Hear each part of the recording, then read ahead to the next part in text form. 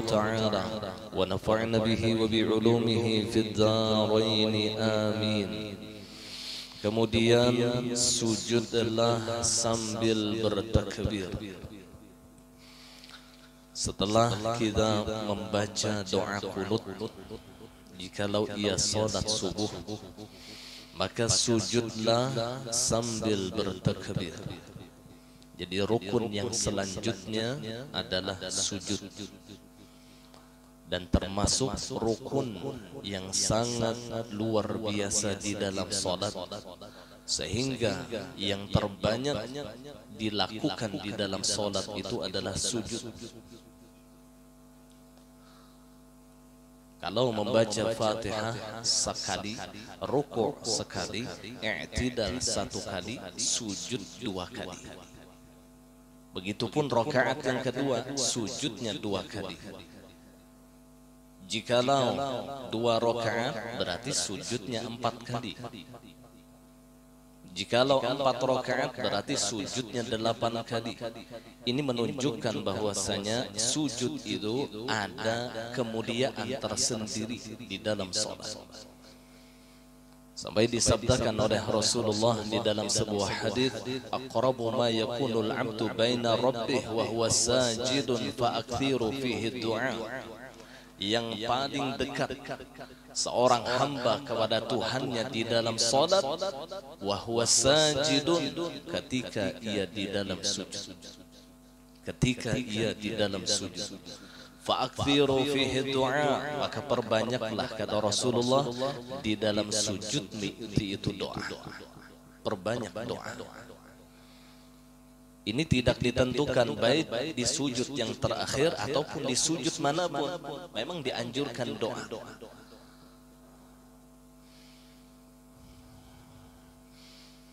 Bahkan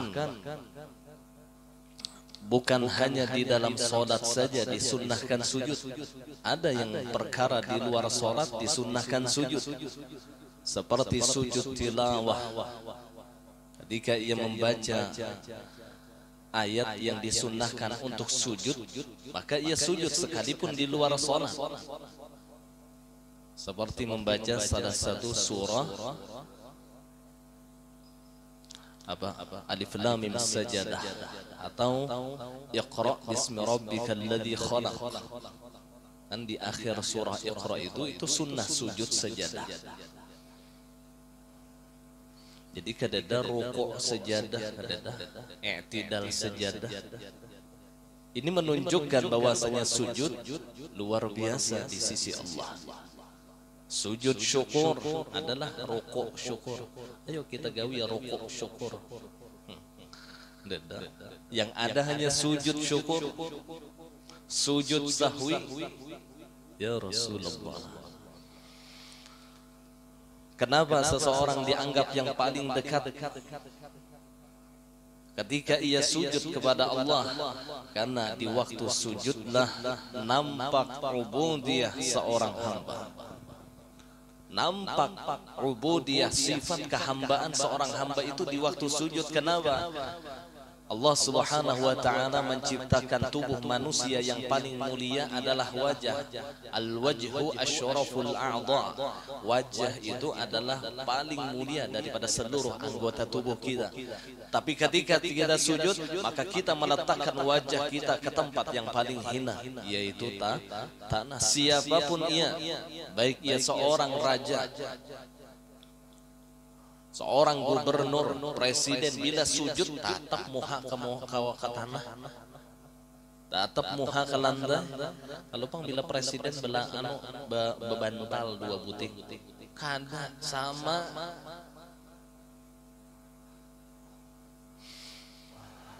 Jelas nampak ketika itu Allah tidak memandang status seseorang, tetapi Allah memandang ketakwaan seseorang. Siapapun dirinya, ketika di hadapan Allah, yang Allah nilai adalah ketakwaannya.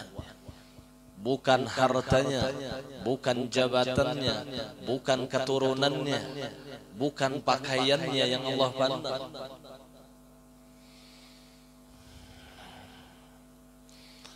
Inna akramakum indallahi atqakum. bahwasanya yang paling mulia di antara kalian, kata Allah, adalah orang yang paling takwa daripada kalian, bukan yang paling alim, bukan yang paling sugih.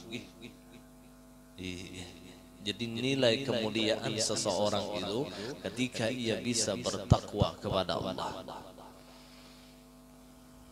Maka kita menuntut ilmu ini tiada lain tujuannya agar kita bisa menjalankan ketakwaan kepada Allah.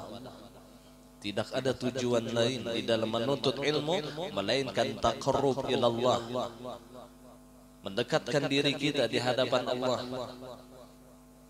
Laisal fata bila ilmin wa tuqa idza lam takuna la'tibara liwujudih la'tibara lidzatih. Bukanlah seorang pemuda, kata ulama, jikalau di dalam dirinya tidak ada ilmu dan ketakwaan. Sekalipun ia orang yang kaya, ia seorang pejabat, ia seorang yang gagah rupawan, tidak ada kemuliaan di dalam diri seseorang kalau di dalam dirinya itu tidak ada dua macam ini, ilmu dan takwa. In lam takuna la'tibara lidzatih. Jikalau tidak ada dua perkara ini, ilmu dan ketakwaan, maka tidaklah ada kemuliaan di dalam dirinya. Ini yang harus kita sadari. Terkadang kita menganggap seseorang itu mulia ketika ia punya harta yang banyak. Sedikit pun Allah tidak menilai harta seseorang itu menjadikan dirinya mulia. Jadi bila kita kada sugih rasa hina, di pintangan mana hinanya orang miskin? Bila kada berduit terasa hina, ini salah kita menilai. Kemudian itu di pintangan harta. Seandainya harta itu mulia, maka niscaya Qarun akan dimuliakan Allah. Seandainya jabatan itu mulia, maka niscaya Fir'aun dimuliakan Allah. Kemuliaan hanya terletak ketika di dalam dirinya ada ilmu dan ketakwaan. Ada ilmu dan ketakwaan. Laisal fata bila ilmin wa tuqa idza lam takuna la'tibara lidzatih. La'tibara lidzatih, kada dipandang dirinya, dipandang. Jadi berusahalah kita menuntut ilmu agama untuk tiada lain menjalani kehidupan kita di dalam ketakwaan. Karena ketakwaan tanpa didasari ilmu tidak akan sah, tidak akan manfaat. Al-ilmu, al-amal bila ilmin, al-amal bila ilmin, apa? Dalalun syadid.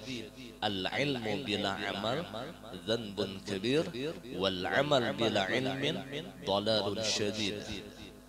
Orang yang berilmu tapi kada beramal, dhanbun kabir, dosa gonon. Orang beramal kada berilmu, dalalun syadid, sesat yang bersengatan. Wal ilmu ma'al amal, sedangkan ilmu yang disertai dengan amal, fahuwa nurun 'ala nur, maka itulah nur di atas nur, cahaya di atas cahaya. Fatuba lilladzi ala hadain, maka beruntunglah, kata ulama, orang yang memiliki dua perkara ini di dalam dirinya, ilmu dan amal saleh. Amun amal aja tapi kada ada ilmunya, dhalalun syadid, sesat. Ilmu alim orangnya tapi kada mengamalkan non ilmunya, dzanbun kabir, berdosa. Yang bujur itu keduanya. Jadi kita nih menuntut ilmu berusaha sedikit barang kawa mengamalkan, kada kawa banyak sedikit barang. Bila guru tuh menyuruh bersalawat 1000, ya 100 barang kawa, apalagi kawa 1000. Bila guru tuh menyuruh sembahyang sunnah, ya sedikit barang kau digawi. Kau mengamalkan ilmu kita. Kembali kepada masalah sujud. Jadi orang yang sujud itu sangat dekat dengan Allah. Kenapa? Karena Allah Subhanahu, karena waktu itu nampak sifat ubudiyah, nampak sifat kehambaan. Ia letakkan sesuatu yang paling mulia yang Allah berikan pada dirinya ke tempat yang paling hina. Sujud muha di lantai. Ya Rasulullah. Maka seharusnya jangan hanya jasmani kita yang kita sujudkan, tapi yang terlebih utama sujudkan hati kita di hadapan Allah. Ada yang berpuluh tahun sembahyang hatinya sombong minta ampun, berarti sujudnya hanya sebatas zahir. Sujudnya hanya sebatas zahir. Sedangkan hatinya masih penuh dengan kesombongan, merasa diri lebih mulia, merasa diri lebih baik daripada orang lain, merasa diri lebih banyak ibadah, lebih suci daripada orang. Ya Rasulullah, berarti yang ia sujudkan selama ini hanya sekedar jasmaninya saja, hatinya masih merasa lebih baik daripada orang lain, hatinya belum sujud.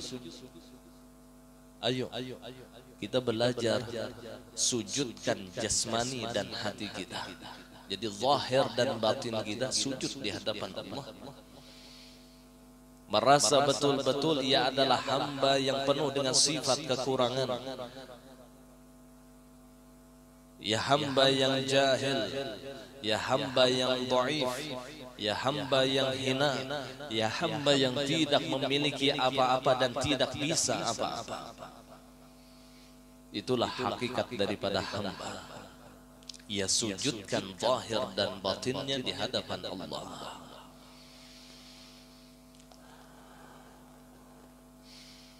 Allah. Jadi bukan hanya sekedar kita memperbaiki sujud kita, tapi hati kita masih belum sujud.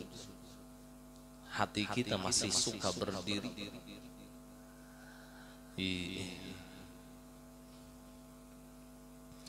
Kemudian, bagaimana kaifiat sujud mengikuti Rasulullah? Kaifiat sujud mengikuti Rasulullah.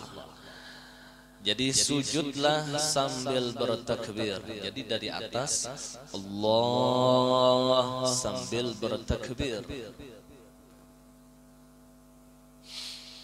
tanpa mengangkat kedua tangannya. Jadi tangan tidak perlu diangkat. Jadi seandainya ia selesai daripada doa kunut, maka turunkan tangannya. Contoh, Sami Allahu liman hamidah. Doa kunut. Jadi imba tuntung doa kunut, turunkan tangan. Allah sampai sempurna sujud, maka berakhirlah takbirnya. Dan seandainya ia tidak dengan doa kunut, Sami Allahu liman hamidah, turunnya Allah, biasa aja turunnya.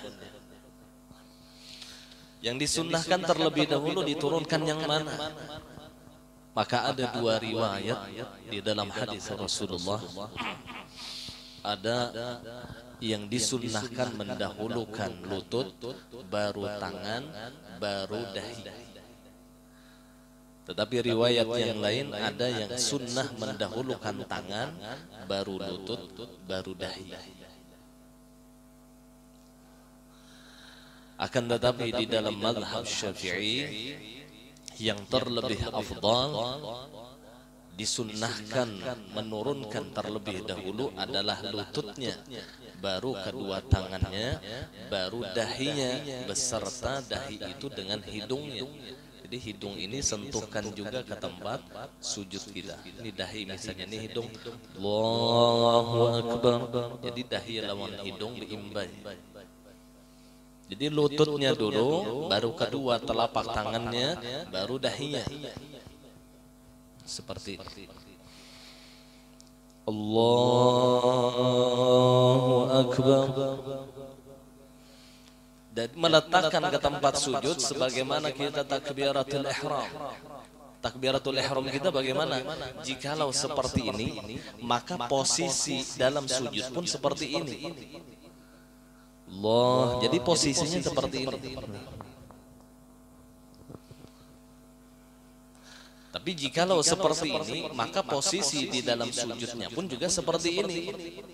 Kan di dalam mazhab Syafi'i sudah ulun bahas takbiratul ihram, takbir itu ada dua kefiat di dalam mazhab Syafi'i. Ada yang seperti ini bepintangan lawan telinga, ada yang seperti ini bepintangan lawan bahu. Jadi terserah. Biasanya ulama-ulama sufiyah mereka memakai takbir yang seperti ini, bepintangan lawan bahu. Kalau ulama di Kota Baru ini salah satunya almarhum al-Maghfurlah guru Syairin Iman Syah. Dahulu waktu ulun belajar lawan Sidin, nah beliau takbirnya seperti ini. Allahu Akbar, ujar beliau ini lebih tawadhu, lebih merendahkan diri. Nah ketika ulun belajar lawan almarhum Abah Guru sekumpul, beliau takbirnya seperti ini. Dan ini yang masyhur di kalangan ulama. Terserah aja keduanya bujur. Jadi jikalau takbirnya seperti ini, maka sujudnya seperti ini posisinya. Jikalau takbirnya seperti ini, maka sujudnya seperti ini. Paham? Nah, kita teruskan. Jadi yang lebih dahulu lutut, kemudian kedua tangan, kemudian dahi. Nah riwayat yang lain kedua tangan, lutut, baru dahi. Ada yang mengatakan riwayat ini ketika Rasulullah sedang sakit. Ketika Rasulullah sedang sakit, beliau mendahulukan tangannya, baru lututnya, baru dahinya. Itu riwayatnya. Jadi beda-beda lah. Jadi kalau kita masih anum nengke ini, ya kada usah model mendahulukan tangan, kita memakai lutut lebih dulu. Nah bagi orang yang sasakitan, gagaringan yang masih sakit lintuhut, nah boleh saja dia mendahulukan. Ambil riwayat yang kedua ini. Jadi fungsinya ada dua riwayat ini. Ada. Jadi yang masih kuat itu kada usah yang mendapuk tangan berdahulu, hanya lintuhut. Kita ambil riwayat yang masyhur di kalangan ulama. Dengan mendahulukan lutut, baru telapak tangan, baru dahi, sunnah baimbai lawan hidung. Karena anggota sujud itu ada 7. Anggota sujud itu ada 7. Dahi 1, telapak tangan kanan kiri 2, 3, lutut kanan kiri 4, 5. Kemudian perut, jari-jari kakinya kanan kiri 6, 7. Jadi ada 7 anggota di dalam sujud. Dahi wajib terbuka. Kedua tangan sunnah terbuka. Lutut wajib tertutup. Sedangkan perut, jari-jari kaki sunnah terbuka. Paham? Jadi kalau orang nih sembahyang bakaus tangan, bakaus batis, bolehlah, boleh saja. Cuman menyalahi daripada sunnah Rasulullah. Hanya hukumnya makruh jikalau tidak ada alasan. Makruh hukumnya. Ini bagi laki-laki lah, bagi laki-laki. Membebinian kan, auratnya itu di dalam sholat hanya seluruh tubuhnya kecuali wajah dan telapak tangan kanan dan kirinya. Itu kalau perempuan. Jadi di dalam sujud ya wajib kaki perempuan itu tertutup, karena jikalau kelihatan dari luar maka terbuka aurat. Nah beda dengan laki-laki. Kalau laki-laki perut jari kakinya itu sunnah terbuka.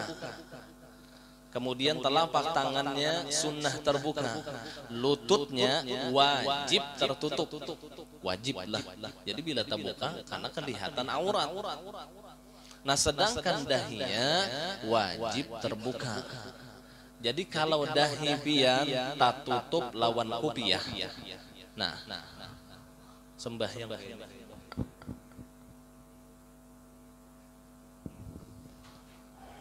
Sembahyang. Allah, ada Muhammad penyarikan ini lah. Allahu Akbar. Ada teh kau bebencalak kadang bepat jam kan ada teh kau apa tak angkat non kopiah tadi. Nah, pian sujud itu kopiah kada sah sembahyang. Bebinian gak apabila ia memasang mukananya menutupi dahinya lalu yang disujuti mukananya maka kada sah. Ada sujudnya jikalau sujudnya tidak mencukupi syarat, karena syarat sujud itu salah satunya wajib dahi terbuka. Jikalau sujudnya tidak mencukupi syarat maka batallah sujudnya. Jikalau sujudnya batal otomatis salatnya pun juga batal. Nah begitu pun laki-laki ada bisi sorban lah. Ulun contoh akan ada bisi sorban ada dangah. Lu ambil kamar teman lah.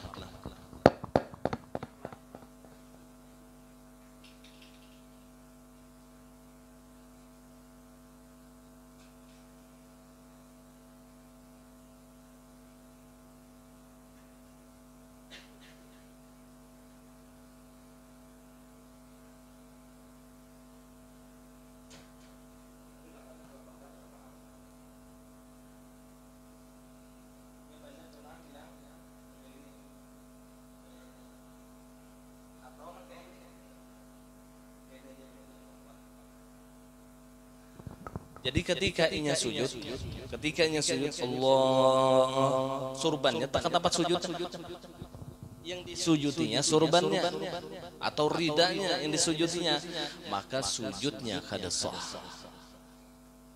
Karena ia sujud kepada sesuatu yang ketika ia bergerak ikut bergerak. Kan rida ini atau selendang ini ketika kita bergerak, nyopat bergerak, maka kita tidak boleh mensujuti tempat itu. Sesuatu yang ketika kita bergerak, ikut bergerak, itu tidak boleh jadi tempat sujud. Contoh misalnya nih kita bawa HP sembahyang. Kita sujuti Allah, kita sujuti nih apa nih, lalu kita angkat pas bangkit pada sujud kada sah sembahyang kita. Tapi kalau kita lepas HP tadi sah saja. Karena ketika kita bergerak HP ini tidak bergerak. Tapi jikalau kita angkat HP-nya maka kita mensujuti sesuatu yang bergerak ketika kita bergerak. Paham? Jadi pian ulah ini tempat sujud pian. Padahal kain ini ketika kita berdiri ikut bergerak maka kada sah sujud kita. Bebinian begitu juga hati-hati ketika menurunkan mukana biasanya mukana yang bebelahan. Bebinian perhatikan mukana yang bebelahan lah. Jadi waktu turun Allah belahannya ini tak muka. Lalu mukananya yang disujutinya itu mukananya maka kada sah sujudnya. Jikalau sujudnya tidak sah sembahyangnya pun juga kada sah.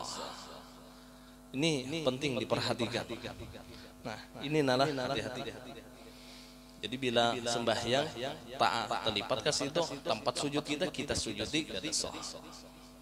Atau rambut tebal benar. Tebal benar rambut.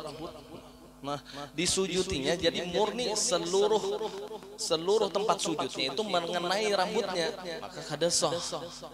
Nah, kecuali hanya sebahagian rambut saja masih ada dahinya yang kelihatan sehingga ia sujud, ada sebahagian dahinya yang kena sujud, maka tetap hukumnya sah.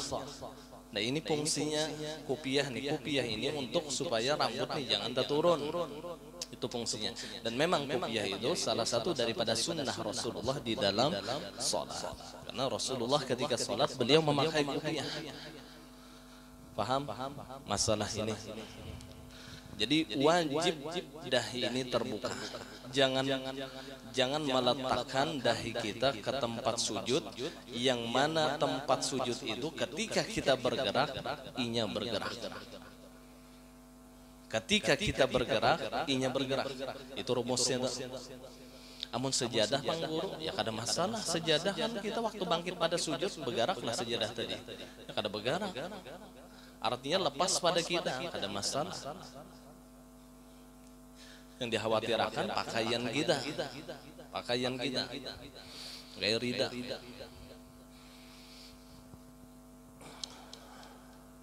Nah kemudian kembali kita ke pertama, tanpa mengangkat kedua tangannya dan letakkan lebih dahulu kedua lutut engkau, lebih dahulu diletakkan kedua lututnya. Nah kemudian kedua tangan engkau, baru kedua tangan, itu urutannya. yakni kedua telapak tangan engkau dalam keadaan terbuka, dalam keadaan terbuka. Jadi sunnah ketika sujud itu tangan kita dalam keadaan seperti ini. Wajiblah telapak tangan maksudnya. Kalau jari-jarinya itu jangan terlalu renggang, jangan terlalu rapat. Tapi ada ulama yang mengatakan sunnah merapatkan jari ketika sujud. Tapi ada juga sebahagian ulama yang mengatakan jangan terlalu rapat, jangan terlalu renggang. Nah, ulun lebih condong kepada pendapat jangan terlalu rapat, jangan terlalu renggang ketika sujud. Nah, kemudian di waktu sujud itu yang diperhatikan lagi telapak tangan. Kita ini rancak ujung tangan. Nah, sujud kita. Contoh lantai. Contoh lantai. Nah, kita ini rancak Allahu Akbar. Jadi ujungnya aja, karena ya sekalipun ini dikatakan sudah sebagai telapak tangan, seharusnya seperti ini. Allah ditekan, bukan Allahu Akbar. Mau dikoner benar sujud. Nang kayak ini nah tikin. Jadi sempurna telapak tangannya yang ia letakkan di tempat sujud, bukan ujung-ujung bundaran tangannya, bukan. Kayak ini kan ujung-ujung tangannya. Jadi yang disunnahkan itu, yang di sunnah maksimal, memang ini sudah terkena, ini sudah hukumnya sah sujudnya. Tapi sunnah ia menyempurnakan telapak tangannya yang karena tempat sujudnya. Nah sunnah mendampakkan apa nggak inilah, nah mendampakkan kadang kayak ini dah, nah kayak itu nah.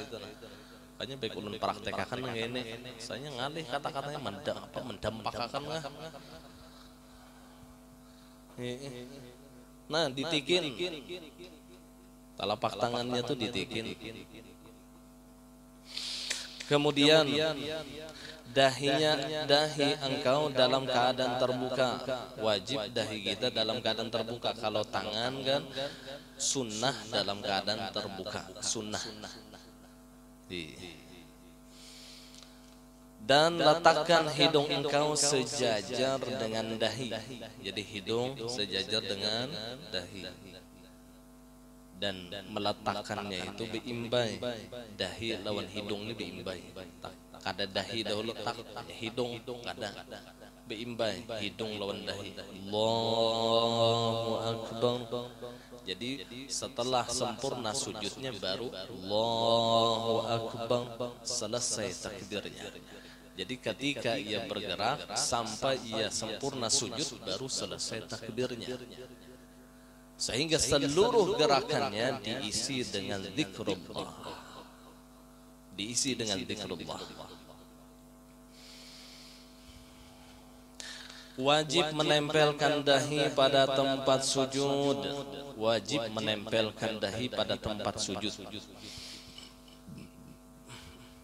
Bahkan syarat di dalam sujud itu wajib memberatkan dahi kita.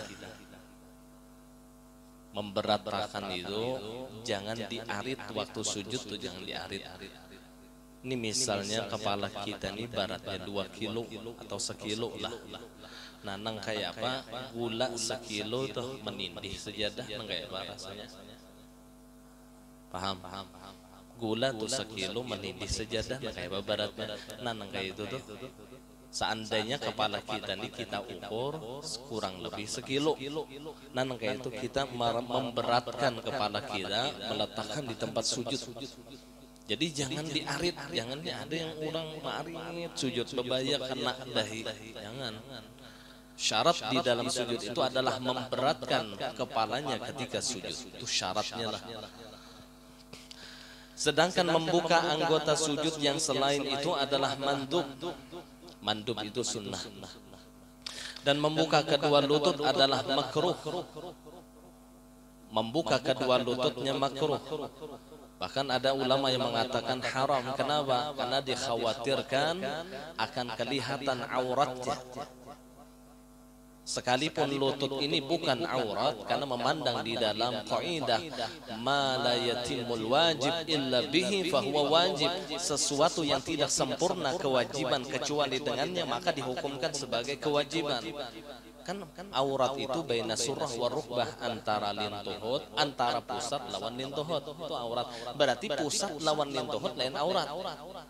Tapi mengambil kaidah ilmu usul fikih, ma la yatimul wajib illa bihi fahuwa wajib. Sesuatu yang tidak sempurna kewajiban kecuali dengannya, maka hukumnya wajib. Sehingga kata ulama, menutup pusat itu pun juga hukumnya wajib, menutup lutut itu pun juga hukumnya wajib, sekalipun pusat dan lutut ini bukan aurat. Auratnya di bawah pusat, maka apa kita indah-indah akan ngalih kalau lah, maka menutup pusat dan menutup lutut itu hukumnya wajib dengan kaidah la yatimul wajib illa bihi fahuwa wajib. Kaidah itu nah bagian pondokan tahu tuh kaidah itu masyhur kaidahnya. Mbah Guru Bahari memadahkan ujar Sidin, berterbang itu hukumnya sunnah. Kenapa? Karena maulid tanpa terbang itu kada sempurna. La yatimmu sunnah illa bihi fahuwa sunnah. Perkara yang tidak sempurna sunnah kecuali dengannya, maka perkara itu hukumnya sunnah. Kan maulid itu hukumnya sunnah. Bid'ah hasanah itu sama dengan sunnah. Bid'ah hasanah sama dengan sunnah. Jadi maulid itu hukumnya sunnah. Berterbang pakai di dalam maulid pun juga hukumnya sunnah karena penyempurna, ujar Sidin. Nah itu lalu dalil bolehnya berterbang ketika membaca maulid dari Abah Guru. Kalau ulama yang lain seperti Buya Guru Syukri bin Ulus Abuya, Sidin bermaulidan tapi kada berterbang. Karena Sidin berfatwa terbang itu haram sekalipun letaknya di dalam maulid. Sedangkan Buya Guru Syukri ini muridnya Abah Guru sekumpul. Jadi antara murid dengan guru beda pendapat itu tidak masalah. Dan Abah Guru kada mempermasalahkan masalah Sidin. Sidin pun kada mempermasalahkan. Jadi kada bakal lahian orang pun kita di sini beda betimpasan. Ulun rancak mahadiri maulid di Antasan Sinor itu, maulid Buya ini aja. Jadi kada berterbangan tuh Bang. Jadi bersyair kada berterbang. Dan syahdu asyik juga. Kada juga bakal lahian murid ini ke murid ini kada. Luar biasa, inilah yang disebut ikhtilaful ummah rahmah. Perselisihan di antara umat itu menjadi rahmat, bukan menjadi perpecahan, bukan menjadi bala. Jadi makanya sering ulun membahas tentang khilafiyah di dalam ta'lim ini supaya pian jangan memadahkan orang salah. Itu aja tujuannya, jadi kada semena-mena tuh memponis orang salah nyawa sujud nyawa luput. Ada khilafiyah di antara ulama. Nah kemudian jadi membuka kedua lutut adalah makruh. Sedangkan meninggalkan tertib dalam meletakkan anggota-anggota ini adalah makruh. Nah ini kalau menurut beliau. Kalau orang meninggalkan tertib artinya bersusun, misalnya mendahulukan tangan baru lutut, itu makruh. Bagi orang yang mengetikadkan, mengambil dalil yang sunnah lebih dulu lutut baru tangan baru dahi. Nah apabila menyalahi tertib tangan dulu baru lutut. Allah, tangan dulu hanya lutut, menyalahi tertib itu hukumnya makruh. Atau dahi berdahulu, itu bisa lain makruh lagi, bisa haram-haramnya. Pincul dahi sembahyang, dahi berdahulu hanya tangan. Ya Rasulullah, menyalahi tertib. Tapi bagi orang yang mengambil dalil sunnah mendahulukan tangan baru lutut, ya tidak makruh. Bagi mereka itu malah sunnah. Paham nggak ada? Ini khilafiyah. Jadi jangan bahu-huwalan biar masalah ini. Kenapa pian dahulu tangan? Kan boleh. Batis berdahulu. Kalau orang itu mengambil dalil sunnah mendahulukan tangan baru lutut. Mereka lebih afdal seperti itu. Nah bagi kita yang mengambil dalil ini, kebanyakan ulama Syafi'i khususnya adalah sunnah mendahulukan lutut baru tangan. Apabila menyalahi daripada tertib maka hukumnya makruh. Makruh itu perkara yang dibenci di dalam syariat. Jauhkanlah kedua siku engkau dari lambung engkau. Jadi siku lawan lambung, ini lambung nih. Siku dijauhkan. Nah, kayak kita takbir. Nah, kada terlalu rapat. Beda kalau perempuan. Nah, kalau laki-laki sujudnya sebagaimana ia takbir. Jadi jangan merapatkan siku lawan lambung, lawan higa sini. Nah, jangan. Jadi renggang ketiak dibuka. Kemudian ketika ia sujud, lengannya, ini kan lengan ngarannya, lengannya diangkat. Itu bagi laki-laki. Jangan merapatkan lengan di tempat sujud dengan telapak tangannya, jangan seperti ini. Nah sedangkan perempuan ini bebinian. Jadi sunnah ini yang tertera di dalam kitab At-Taqriratus Sadidah yang disusun oleh Al-Habib Zain bin Smith. Jadi beliau mengatakan bagi perempuan itu sebaliknya daripada laki-laki. Kalau laki-laki ketika sujudnya sunnah merenggangkan kedua ketiaknya, kemudian mengangkat lengannya, Allah. Maka bagi perempuan sebaliknya, maka sunnah merapatkan ketiaknya dan merapatkan telapak tangannya beserta dengan lengannya ke tempat sujud. Jadi bebinian itu sujudnya seperti ini. Perhatikan bebinian, melihat bebinian. Kayak ini nah. Jadi nempel antara telapak tangan lawan lengan. Menempel. Karena itu lebih menutupi bagi perempuan. Seandainya kada menempel, bang bebinian nangkai orang biasa pun juga tidak masalah. Tapi hukumnya makruh karena menyalahi daripada sunnah perempuan. Karena perbedaan antara laki-laki dengan perempuan di dalam sholat itu ada khusus. Apabila perempuan menyalahi, maka hukumnya makruh. Jadi ini pun juga rancak jadi masalah. Setelah ulun menjelaskan bebinian itu, ulun rata akan kayak ini nah. Lalu beberapa ikut bahadilon ulun guru dibahas keluarga ulun kayak itu nangkai sujudnya anjing biar di dalam hadis Nabi itu kada boleh nangkai itu. Kita itu bagi laki-laki kada boleh. Sedangkan bebinian malah disunnahkan seperti itu. Aksuha apa bebalikan lelakian, ya bebinian bebalikannya. Kalau lelakian sunnah seperti ini, telapak tangan saja yang di tempat sujud, maka perempuan sunnah sebaliknya. Nah, merapatkan tangan, telapak tangannya beserta lengannya ke tempat sujud. Ketiaknya pun juga dirapatkan, kakinya dirapatkan. Modern kayak apa siput dipahis tuh bang, ya apa siput dipahis. Itu tuh bebinian. Semakinnya tertutup semakin afdal perempuan itu. Bebinian ini pian lain sembahyang non lelakian. Kalau lelakian itu sunnah di masjid, bebinian sunnah di rumah. Seandainya bebiniannya di rumah, gana rumahnya, misalnya di ruang tamu, maka lebih afdal sembahyang di kamar dari ruang tamu. Di kamar tuh ada misalnya kamar halus, pulang lebih afdal kamar halus tuh bebinian daripada yang di luar kamar tadi.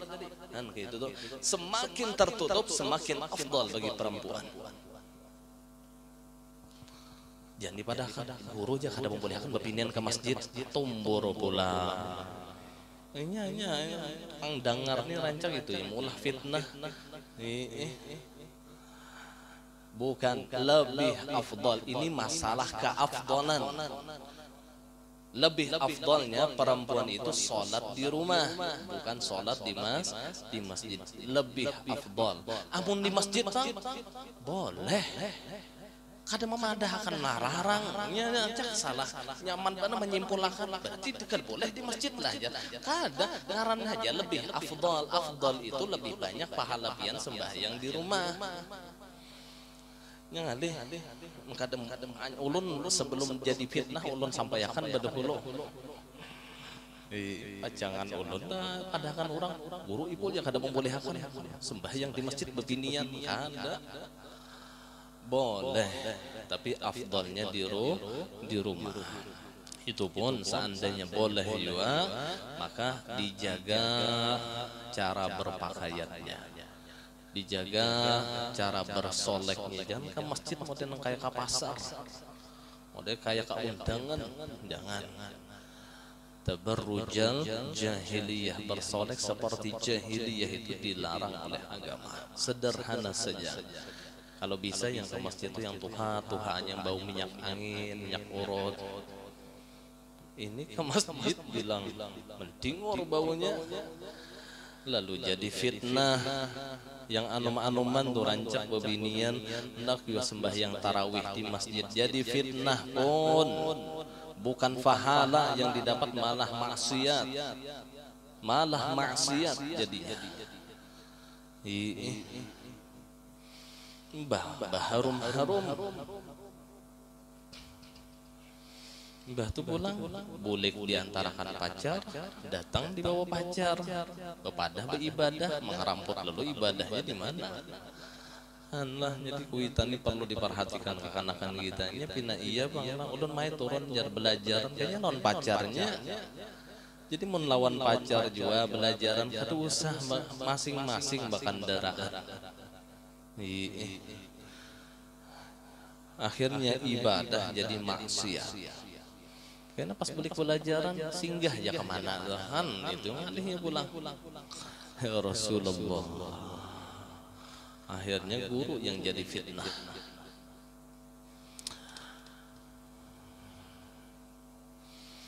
Yang ini misalnya ke masjid aja jadi 5 waktu ke masjid kadeda jadi fitnahnya, ada aku menggombal sidin marah ke sidin aja minyak urut ya jauh lelakian. Kemudian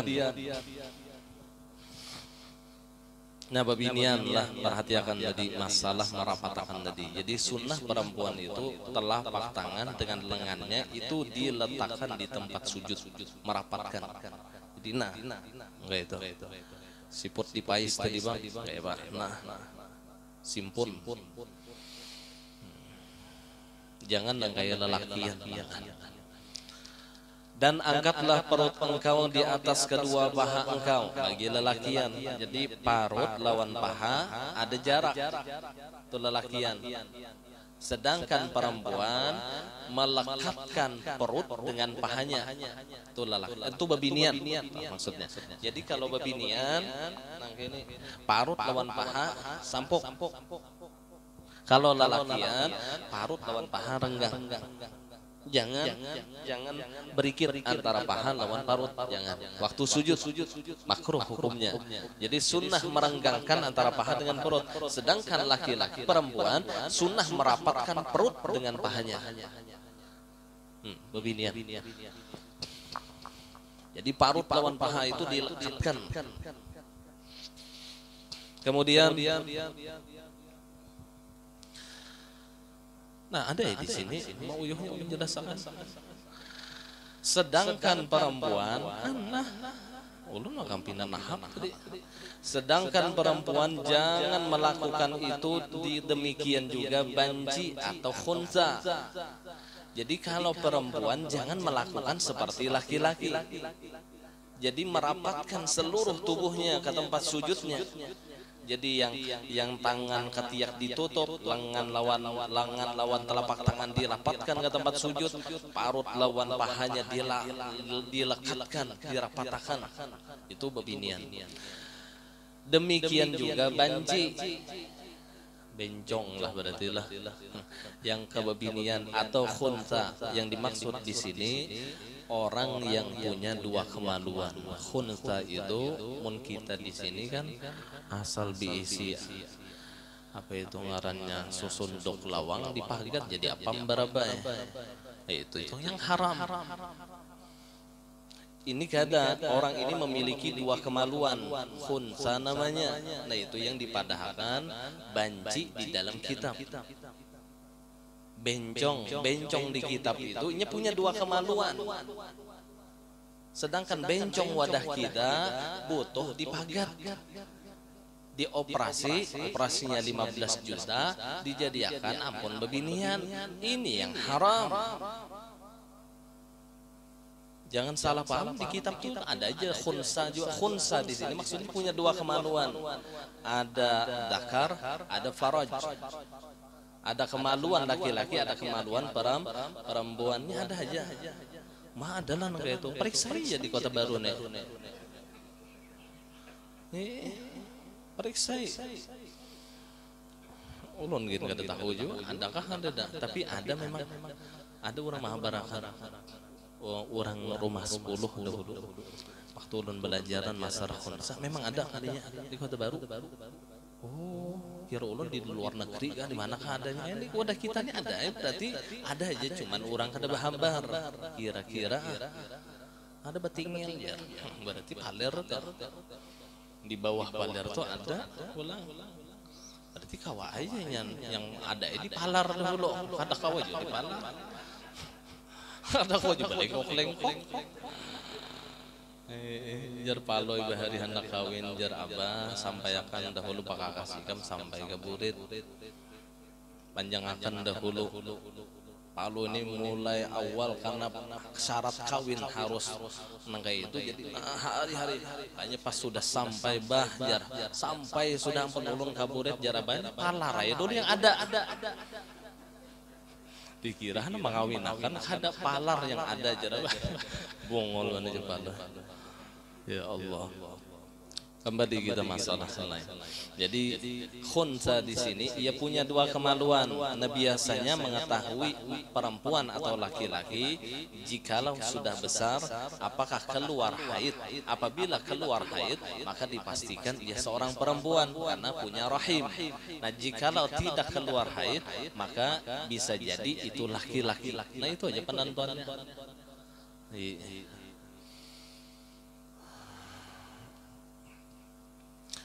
Nanti lah ada dua kemaluan begitu ya Rasulullah. Nah kemudian dan letakkanlah kedua tangan engkau di atas tanah sejajar dengan pundak sambil mengucapkan subhana rabbiyal a'la, sejajar dengan pundak sejajar. Sejajar itu ini pundak ini kan pundak nah sejajar kada nangga itu kada Allah itu kada sejajar ngarannya dengan sejajar tuh gitu nah ini sejajar jadi telapak tangan pas sejajar lawan pundaknya kayak takbir Allah kayak itu tuh yang ngaran sejajar tuh lawan ini lah sejajar kada berlebihan pada bahu Allah kadang kayak itu kan berlebihan ngarannya nah ini yang sejajar Allahu Akbar sujud pun demikian sejajar dengan pundaknya. Lalu ketika itu disunnahkan membaca tasbih subhana rabbiyal a'la atau disempurnakan dengan kalimat wa bihamdih. Jadi cukup aja kalau mengucapkan subhana rabbiyal a'la.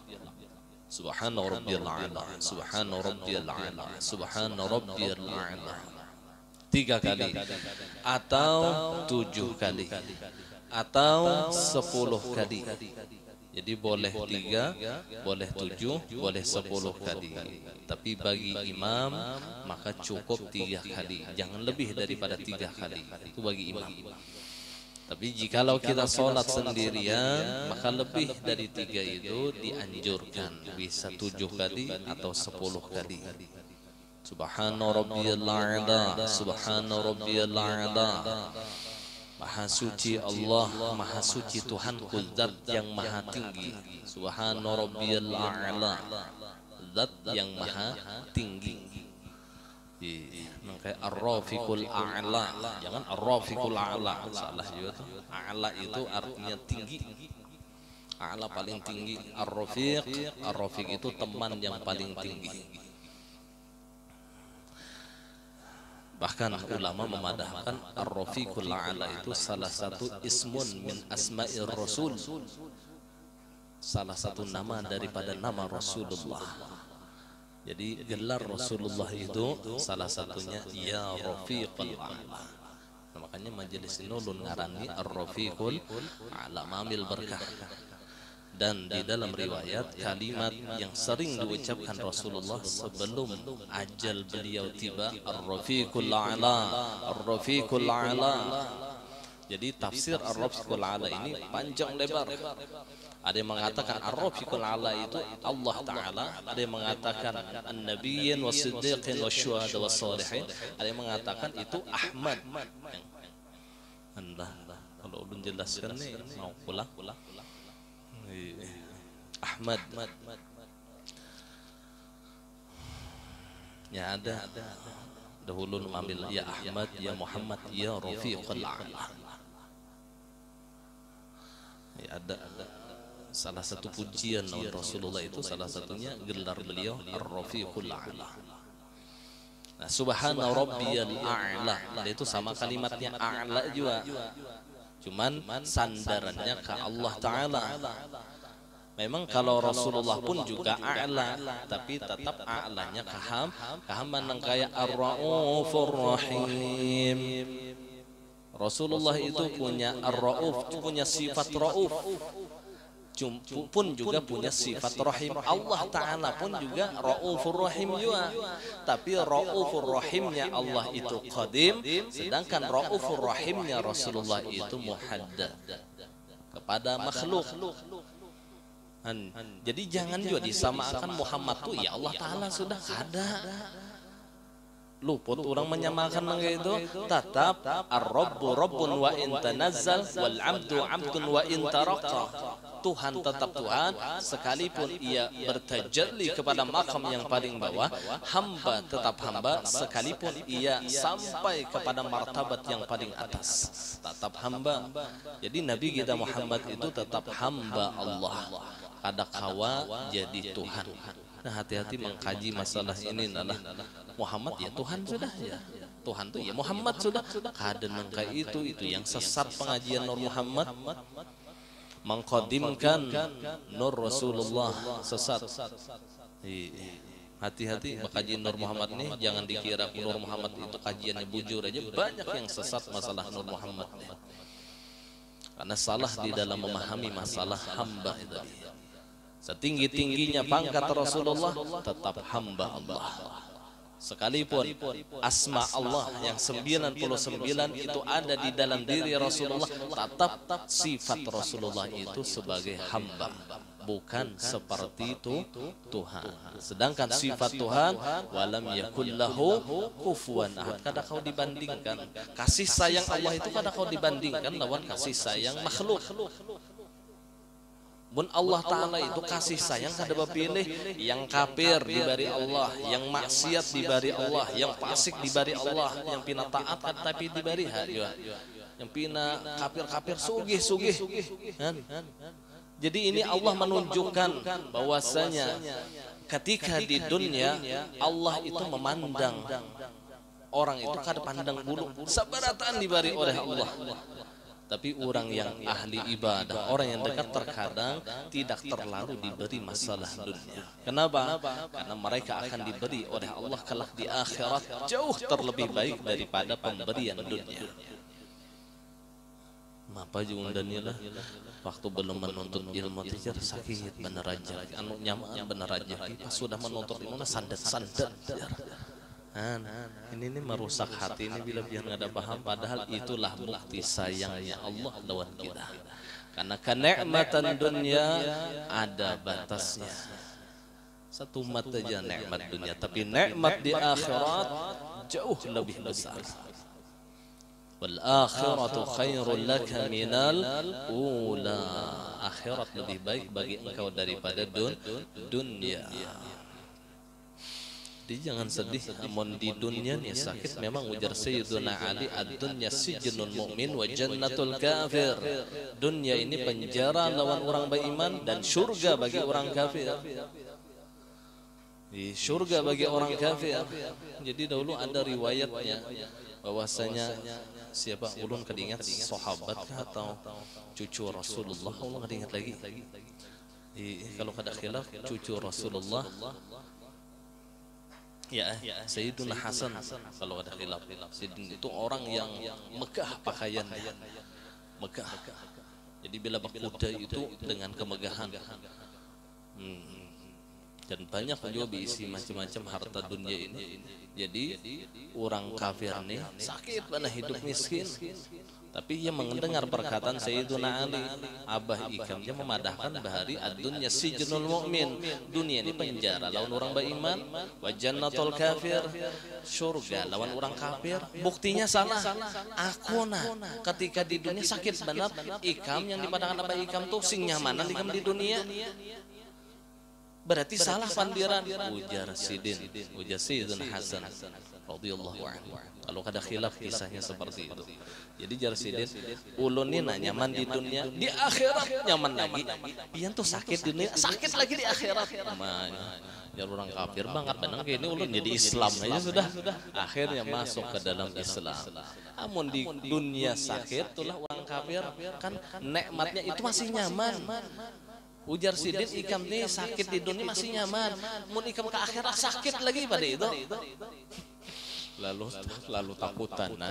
Aku nih ya Sidin hidup di dunia nih Ikam anggap nyaman kalau aku nih. Kada dapat parakannya lo nikmat akhirat. Jauh lebih nikmat akhirat kena. Jadi bujur aja perkataan abahku itu bujur. Ad-dunya sijnul mu'min wa jannatul kafir. Dunia itu penjara bagi orang yang beriman dan surga bagi orang kafir. Bujur kada salah. Jadi aku ini mun di dunia nyaman, di akhirat jauh lebih nyaman. Kalau Ikam di dunia Ikam ini sakit, ini bagi Ikam sudah nyaman sebenarnya. Di akhirat Ikam sakit lagi. Lalu mengucaplah dua kalimat syahadah mendengar perkataan itu. Ya Rasulullah.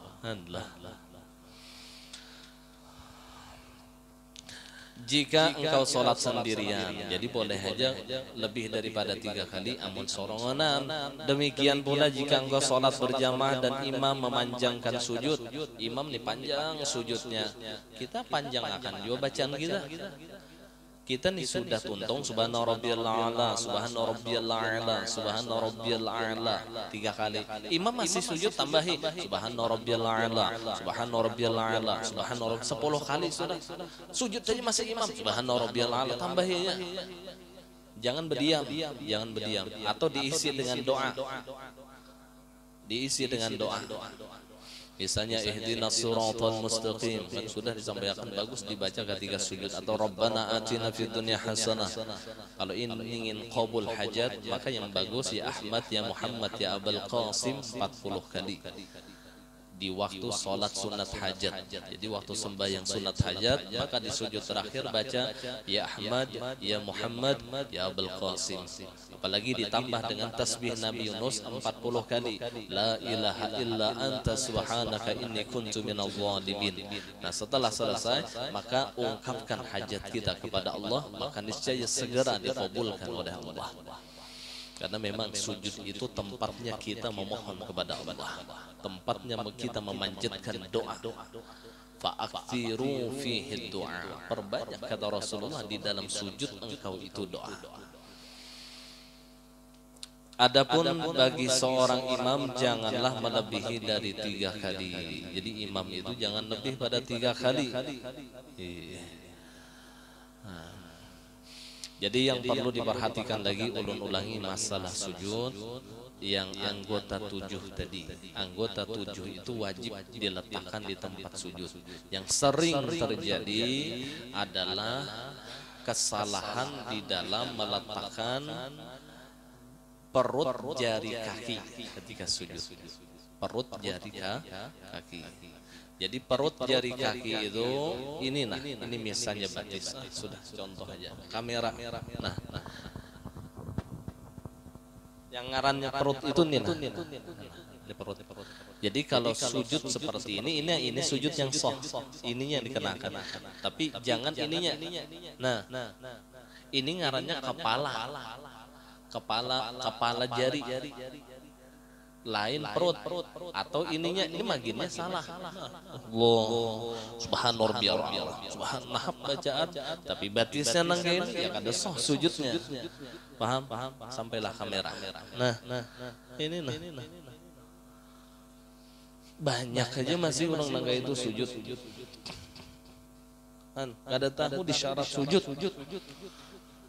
Jadi asal-asal aja sujudnya, seharusnya perut jari kakinya, perutnya, bukan kepala jari kaki. Minimal salah satu jari saja, kanan satu jari, kiri satu jari itu minimal.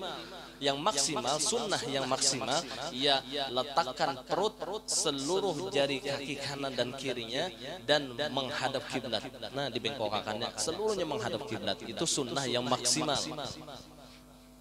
Minimal paling kada untuk mensohkan sujudnya satu jari, yang kanan satu jari, perutnya yang kiri satu jari. Jadi jangan kepalanya, jangan jual zahirnya, tapi perut itu yang penting itulah. Apalagi mungkin pasti saja kalau masalah sujud itu. Jadi perhatikan tentang kaifiyat sujud. Nah, jadi model kayak ini lah, curing. Jadi kadang kayak ini ada. Jadi sujud itu model seperti air turun. Makanya kan sudah ulun sampaikan, berdiri itu seperti sifat api naik ke atas, ruku itu seperti sifat angin ke kiri ke kanan, sujud itu seperti sifat air turun ke bawah. Nah seperti itu. Sedangkan duduk itu seperti sifat tanah tetap. Jadi api, angin, air, tanah itu unsur daripada tubuh manusia. Unsur dan letaknya ada di dalam sholat. Api sifatnya berdiri, angin sifat ruku, air sifatnya sujud, tanah sifat seperti duduk. Ada rahasia setiap tempat itu ada. Jadi seperti ini. Kada yang modern kayak rata sujudnya kada. Jadi buritnya itu memang bertinggi pada kepala. Allahu a'lam bishawab. Dikasih dikit lah. Mohon maaf, minta ridha min halal dunia akhirat. Al-Fatihah. Iyyaka na'budu wa iyyaka nasta'in. آمين يا الله يا رب العالمين. بسم الله الرحمن الرحيم. الحمد لله رب العالمين. اللهم صل على سيدنا محمد وعلى آله وصحبه أجمعين. اللهم نور قلوبنا بنور هدايتك كما نورت الأرض بنور شمسك أبدا أبدا. صلى الله على سيدنا ومولانا محمد وعلى آله وصحبه وسلم. الحمد لله رب العالمين. Di sini kita diundang untuk acara majelis ta'lim dan dzikir yang diselenggarakan oleh Ahbabul Mustafa Kota Baru dengan Biker Subuhan Kota Baru. Jadi pada malam Sabtu atau tanggal 8 Safar 25 September 2020. Jadi malam Sabtu ini sesudah Isya sampai selesai. Acaranya pengajian umum dan majelis ta'lim serta zikir bebinian lelakian. Jadi ini disampaikan bebinian lelakian. Jadi mun kita kawa hadiri pada taat. Tempatnya di halaman Masjid Agung Husnul Khatimah, Masjid Raya kita. Penceramah insyaallah Al-Habib Hasan bin Ismail Muhdar Probolinggo selaku pembina Ahbabul Mustafa Pusat dan Kota Baru. Kemudian Habib Ali bin Idrus Barakwan Pelehari selaku pembina Ahbabul Mustafa Kalsel. Nah, itu aja atas penyampaiannya. Ini yang mau undang memang dari Ketua Majelis Ahbabul Mustafa Kota Baru Dewi Handoko. Jadi khusus lawan Mas Koko ini ada orang lah. Ada nah Mas Kokonya ada, tukang undang ada di sini. Alhamdulillah. Jadi ya mudahan kita akan ada halangan kau bahadir berataan. Insyaallah mengambil barokah Habib Hasan. Insyaallah orangnya luar biasa. Itu aja yang boleh saya sampaikan. Mohon maaf berataan.